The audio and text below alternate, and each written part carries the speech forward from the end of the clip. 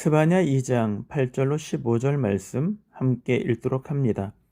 내가 모압의 비방과 암몬 자손의 조롱하는 말을 들었나니 그들이 내 백성을 비방하고 자기들의 경계에 대하여 교만하였느니라. 그러므로 만군의 여호와 이스라엘의 하나님이 말하노라.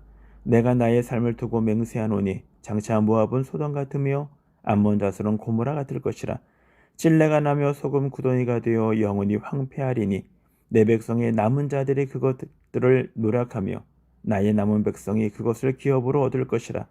그들이 이런 일을 당할 것은 그들이 만군의 여호와의 백성을 회방하고 교만하여졌습니다.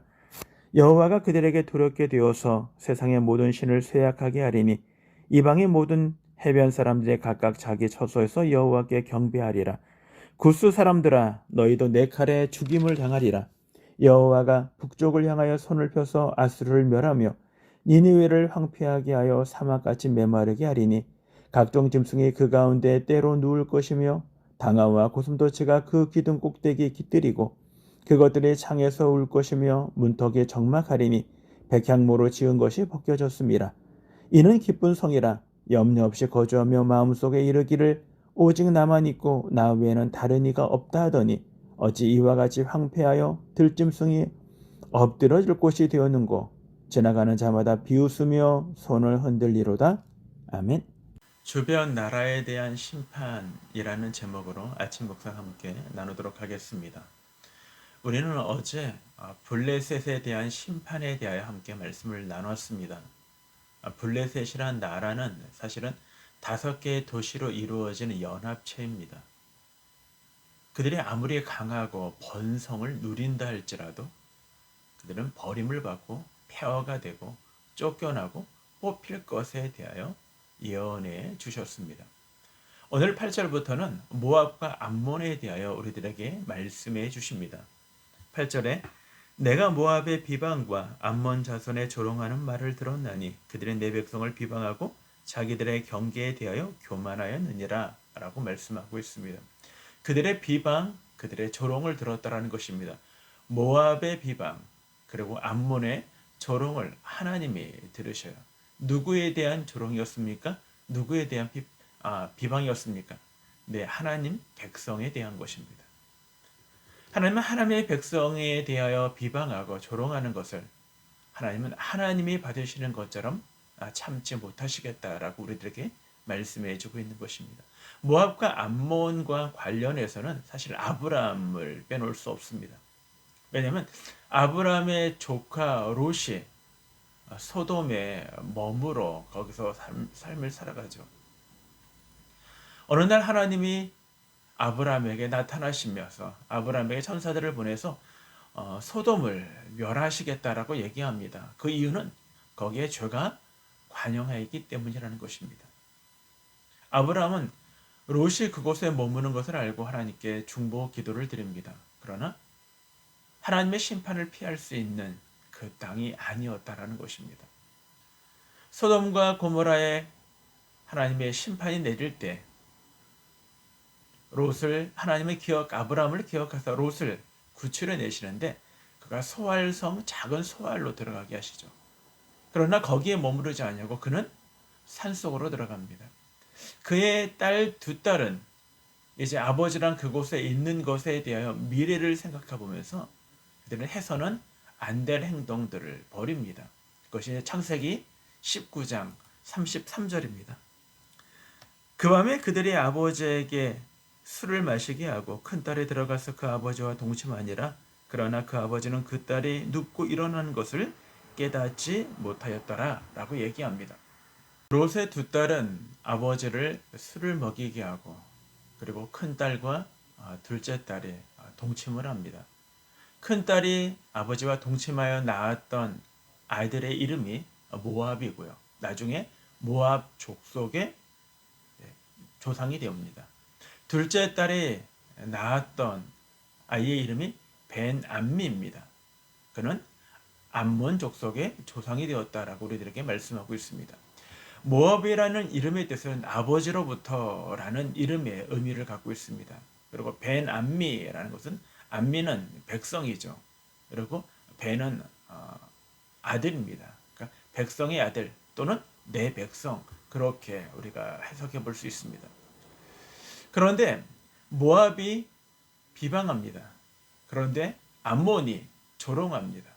하나님의 백성을 왜 그들이 비방과 조롱을 하느냐라는 것을요. 오늘 말씀은 이렇게 우리들에게 말씀해 주고 있습니다. 그들의 내 백성을 비방하고 자기들의 경계에 대하여 교만하였느니라 라는 것입니다. 자기들의 자랑입니다. 자기들의 군사력입니다. 자기들의 힘을 믿고 그러는 것입니다. 우리는 이만큼 있으니까 남을 조롱하는 것입니다. 내가 그만큼 힘이 있으니까 남을 업신 여기는 것입니다. 그것이 모압과 암몬 족속의 모습이었다라고 얘기합니다. 이 부분을 예레미야는요. 예레미야 48장에서 이런 말씀을 합니다. 42절에 모압이 여호와를 거스려 자만하였으므로 멸망하고 다시 나라를 이루지 못하리로다 라고 말씀하십니다. 뿐만 아니라 예레미야 48장 14절에 보면 우리는 용사요 능란한 전사라 하느냐라고 합니다. 그들은 자신들은 용사고 전사라고 표현하고 있죠. 뿐만 아니라 38절에 보면 예레미야 48장 38절에 보면 내가 모압을 마음에 들지 않는 그릇까지 깨뜨렸음이라 여호와의 말씀이지라 라고. 이런 자만하고 그리고 자신의 힘만 믿고 주변의 나라들을 돌보지 않고 돌아보지 아니하고 조롱하고 비방하는 것에 대하여 하나님이 그들을 참지 않으시겠다고 말씀하고 있다라는 것입니다. 그들을 그릇을 마음에 들지 않아 그들의 그릇을 깨뜨리겠다라고 말씀해 주고 있는 것입니다. 오늘 본문으로 가면요. 본문에서도 9절에 보면 스바냐 2장 9절에 보면 그러므로 만군의 여호와 이스라엘의 하나님이 말하노라 내가 나의 삶을 두고 맹세하노니 장차 모압은 소돔 같으며 암몬 족속은 고모라가 될 것이라 찔레가 나며 소금 구덩이가 되어 영원히 황폐되리니 내 백성의 남은 자들이 그들을 노력하며 나의 남은 백성이 그것을 기업으로 얻을 것이다 라고 얘기합니다. 소돔과 고모라와 같 것이다. 모압과 암몬이 소돔과 고모라는요 사해 근처에 있죠. 고고학적으로 보면 어떻게 이 큰 성읍을 이루었는데 그 흔적을 찾아볼 수 없을 만큼 폐허가 되었을까라는 것입니다. 고고학적으로는요 묻혀진 땅에서 거기가 거대한 도시였을 거라고 학자들은 이야기하고 있습니다. 소돔과 고모라가 멸망한 이유가 뭘까요? 물론 19장에서는 그들이 동성애에 대한 문제입니다. 남색을 따져서 뿐만 아니지만 하지만 그들은 낯선 사람들, 이웃 사람들에 대하여 자신의 욕구와 욕망만 채우려 하고 그들을 돌아보지 않았던 사람들입니다. 그리고 룻이 그런 말을 해요. 청하노니 내 형제들아 이런 악을 행하지 말라라고 얘기합니다. 악이 가득한 도시, 죄악이 가득한 도시, 그것이 바로 소돔과 고모라의 멸망의 이유였음을 우리들에게 이야기해 주고 있습니다. 결국 모압과 암몬의 주변 나라들의 하나님께서 그들을 모압과 암몬이 주변 나라들을 환대하기를 원하셨습니다. 배려하기를 원하셨습니다. 그것이 하나님의 나라 그리고 하나님이 세우신 모든 곳의 질서인 것이죠. 그런데 모압과 암몬은 그렇게 생각하지 않았어요.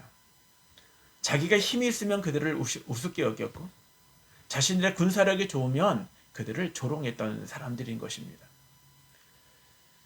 오늘 우리는 어떠한가?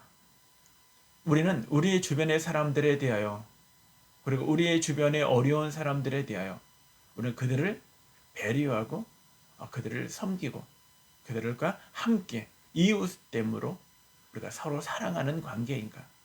라는 것입니다. 며칠 전에 뉴스에 부처님 오신 날 조계사 앞에서 한 기독교 집회를 했습니다. 기독교 어떤 단체에서 찬양 전도 집회를 했어요. 도무지 상식 밖의 일입니다. 그 모습을 바라보는 주변의 모든 사람들은요, 다 얼굴을 찌푸렸어요. 어떤 곳으로도 그들의 행동이 정당화되지 못했고요. 오히려 복음이 가리우고 그리고 하나님의 이름이 욕을 먹게 됩니다. 도대체 왜 그랬을까요? 네, 배려라는 걸 모르기 때문입니다. 자기밖에 모르는 것입니다. 자기가 행동하는 모든 것들은 합당하고 올바른 것이라고 생각하고 있기 때문입니다. 남이 그걸 어떻게 생각하는지, 주변의 사람들이 어떻게 생각하는지. 하나님의 백성들은요, 이삭의 음물을 계속 양보할 수 있었던 것은 무엇입니까? 그 땅에 하나님을 알지 못하는 사람들이 있었기 때문이에요. 모압과 암몬이 잘못은 그것입니다. 그래서 10절에 보면 그들이 이런 일을 당할 것은 그들의 만군의 여호와의 백성에 대하여 교만하여졌음이 이러면 11절에 여호와가 그들에게 두렵게 되어서 세상의 모든 신을 쇠약하게 하리니 이방의 모든 해변 사람들이 각각 자기 처소에서 여호와를 경배할 것이다. 교만함의 대가, 자만함의 대가, 그리고 사람들을 돌보지 아니하고 비방하고 조롱함의 대가가 무엇입니까?